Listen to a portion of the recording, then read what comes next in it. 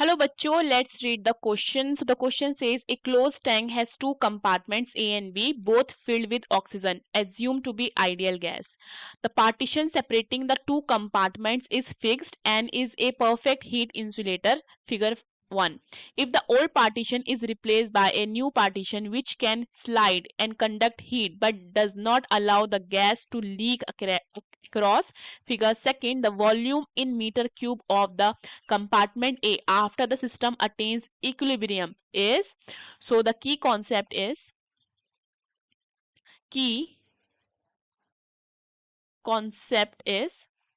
ideal gas equation. ठीक है, सो देखो आइडियल गैस इक्वेशन क्या कहती है कि P V is equal to N R T. ठीक है, जहाँ पे पी क्या हो जाता है, प्रेशर हो जाता है, वी हमारा वॉल्यूम हो जाता है, एन हो जाता है अमाउंट ऑफ सब्सटेंस या फिर नंबर ऑफ मोल्स कह सकते हैं, आर हो जाता है हमारा आइडियल गैस कांस्टेंट और टी हो जाता है हमारा टेम्परेचर। सो यहाँ से एन की वैल्यू कितनी आ जाएगी, एन हो जाएगा हमारा, N will be equal to P V upon R T. ठीक है, सो सबसे पहले हम क्या कर लेते हैं, जो जो गिवन है वो लिख लेते हैं। सो प्रेशर, ठीक है, प्रेशर 1, हम ये कितना है हमारा 5 बार। ठीक है, प्रेशर 2 के बारे में बात करें तो ये हो जाता है हमारा 1 बार। ठीक है, वॉल्यूम 1 के बारे में बात करें तो ये हो जाता है हमारा 1 मीटर क्यूब। वॉल्यूम 2 के बारे में बात करें सो लेट ये हो जाता है हमारा 3 मीटर क्यूब। ठीक है, एंड अगर हम टोटल वॉल्यूम लिख लें तो वो क्या हो जाएगा V1 प्लस V2। ठीक है, तो टोटल वॉल्यूम कितना हो जाएगा 1 plus 3 which will be equal to 4 metre cube. Temperature के बारे में बात करें T1 सो ये हो जाएगा हमारा 400 केल्विन। T2 के बारे में बात करें तो ये हमारा हो जाएगा 300 केल्विन। ठीक है, इतना क्लियर है। देखो अब हम क्या करते हैं N1 निकालते हैं। ठीक है, number of moles in container A और वी कैन से कंपार्टमेंट ए। ठीक है, सो ये क्या कितना हो जाएगा, ये हो जाएगा P1 और हो जाएगा V1 upon R and T1. So N1 will be equal to, after putting the values, this will be equal to 5 multiplied by 1 upon R multiplied by 400. So this will be equal to 5 upon 400 R. Similarly N2 निकालते हैं, number of moles in compartment B. So ये जाएगा P2 V2 upon R T2. So this will be equal to 3 multiplied by 1, okay, upon 300 R। ठीक है, सो ये कितना हो जाता है हमारा 3 अपॉन 300 R। इतना क्लियर है। ओके, सो देखो जो मोल्स होंगे, जो हमारे नंबर ऑफ मोल्स होंगे, जो इनिशियली होंगे वही बाद में भी वही होंगे। ठीक है, अब एक चीज समझनी है हमने, यहाँ पे बोल रहा है द सिस्टम अटेन्स इक्विलिब्रियम। तो सिस्टम ने इक्विलिब्रियम तभी अटेन किया होगा जब यहाँ का प्रेशर और यहाँ का प्रेशर दोनों क्या होंगे, इक्वल होंगे, यानी कि P1 is equal to P2 हो गया होगा, तभी ये कंडीशन आई होगी। तो हम ये कह सकते हैं कि डेट एट इक्विलिब्रियम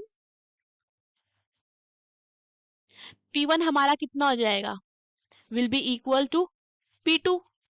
और दूसरी चीज ये भी है कि पूरे क्वेश्चन में ऐसा कहीं गिवन नहीं है कि हमने क्या किया है, इसको हीट किया है या पुल किया है। तो ये चीज क्या बताती है कि टेम्परेचर भी क्या है, कहीं ना कहीं सेम है। ठीक है, टेम्परेचर भी हम क्या कह सकते हैं कि जो T1 है वो भी किसके इक्वल है, T2 है, टेम्परेचर में भी कोई चेंज नहीं हुआ है।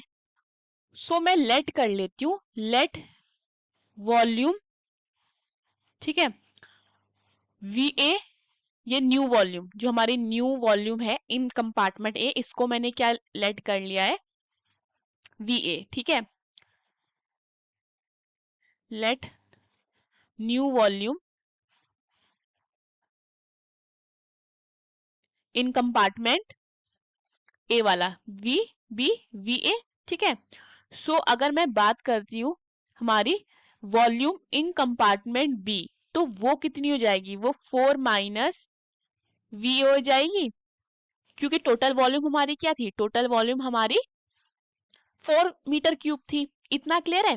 सो देखो इक्विलिब्रियम पे हमारे पास P1 is equal to P2 है, T1 is equal to T2 है। ठीक है, सो हम कह सकते हैं कि हमारा N1 upon N2 will be equal to VA upon VB हो जाएगा। फाइन, एंड हमारे पास वैल्यूज है N1 N2 की, पुट कर देते हैं, which is 5/400 r, and upon we have 3/300 r. Okay, and this will be equal to VA upon VB. ठीक है, अब देखो यहाँ से R कैंसिल हो जाता है, तो हमारे पास VA upon VB will be equal to 5/400 multiply by 300/3 हो जाता है, 0 से 0 कट हो जाता है, 3 से 3 कट हो जाता है। सो VA अपॉन VB हमारा कितना आ जाता है, 5/4। ठीक है, अब देखो मेरे पास क्या है, मेरे पास VB की वैल्यू है 4 माइनस VA, पुट कर देते हैं।